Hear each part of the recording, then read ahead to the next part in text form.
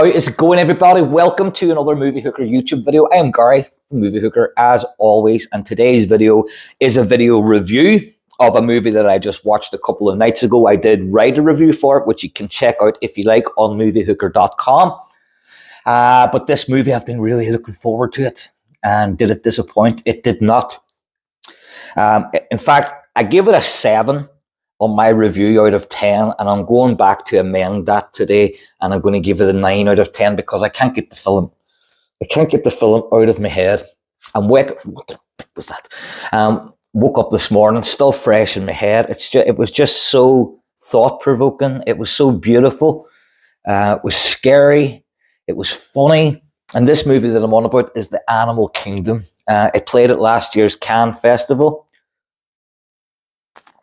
and actually featured on a Movie Hooker list last year. And the thing that really attracted me to The Animal Kingdom, firstly, was the lead actor, who's called Romain Duris. And back in my movie store days, I went through a period of like watching a lot of French crime stuff, and he was in a lot of movies. And one movie that particularly stood out was one called The Beat That My Heart Skipped. And I think that's what it was called. Very, very good anyway. So once I seen he was in The Animal Kingdom, I was just like, okay, I'm sold. Because it was like a sci-fi. And I was like, okay, so what is it about? And it is about a really strange disease that has been infecting the population of France.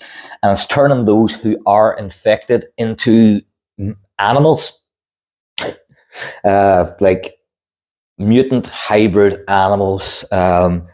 You could get lucky. Well, you're not lucky. If you're infected, that's really, really bad, because the movie deals with the infected just as much as it deals with the non-infected, and it's beautifully told.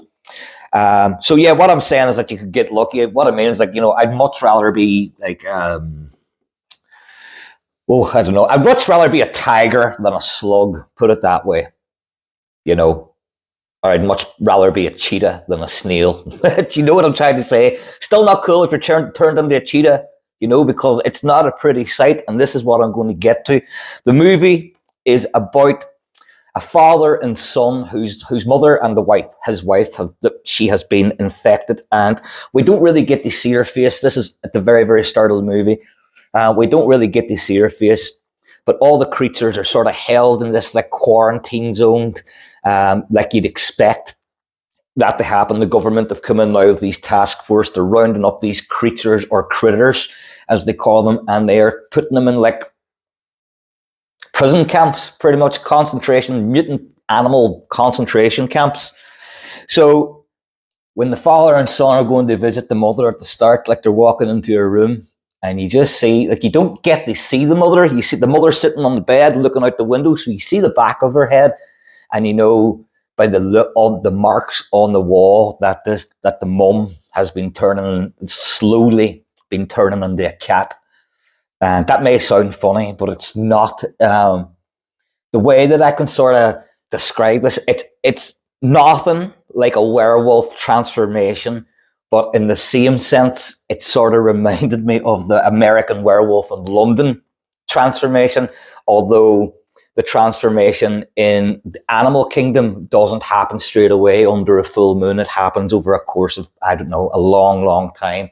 But what I'm on about, it looks painful to be turning into these animals, you know, where you've got claws pushing up through your actual fingernails, or your teeth are coming down and they're being replaced by fangs. It looks extremely painful.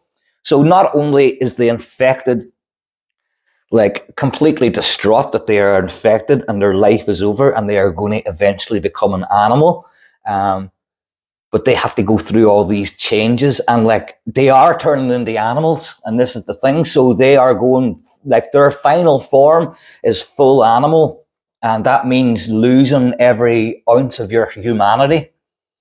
I guess that's the way he put it, and and it's so sad from that point of view. But then they're getting hunted by the government, and that's even sadder. So yes, they go to visit the mum. The mum then is being transported to another facility along with 39 other creatures, and the bus transporting them crashes and the creatures escape. And this is where I found it like extremely heartbreaking. From like there's so much going on in the story, but what I said in my review, it's ultimately a story about love, about family, about the connection between a father and son who are trying to come to terms with this, and also the connection between the son and the mother, and the husband and wife. And because she's turning into a cat, you know, she's even thinking about it. It's actually really sad. She's turning into a cat, and she's listening. They can't find her. Like, the husband starts putting clothes out, you know, in the garden, and tying clothes around trees. So, like, because her senses will be heightened and she'll be able to find her way home. Just like you'd leave out something if your cat is lost. And the more I thought about that, I was like, oh my God, it's heartbreaking. And then the mother, that's all. Oh, there's my little sign down. The mother is loose in the forest along with 40 other creatures.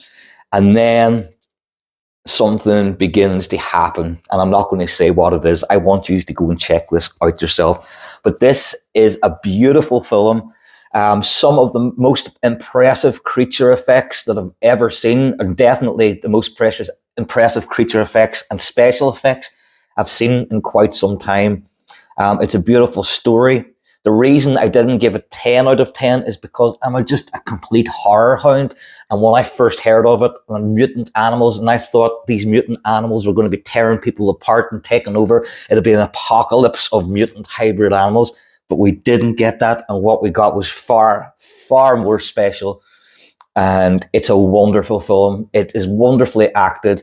As I said, Romain Duris was the main reason that I wanted to check out the Animal Kingdom. And after finishing the Animal Kingdom, I can say the best performance goes to the 16-year-old kid, Emile, who is just outstanding. Like, the dude does go through everything, and he carries it so well. And of course, Romain Duris is going to be really good, but the chemistry between the father and the son is just off the charts. It is a wonderful film. It is beautiful. It is heartbreaking. It is heartwarming, and it's creepy.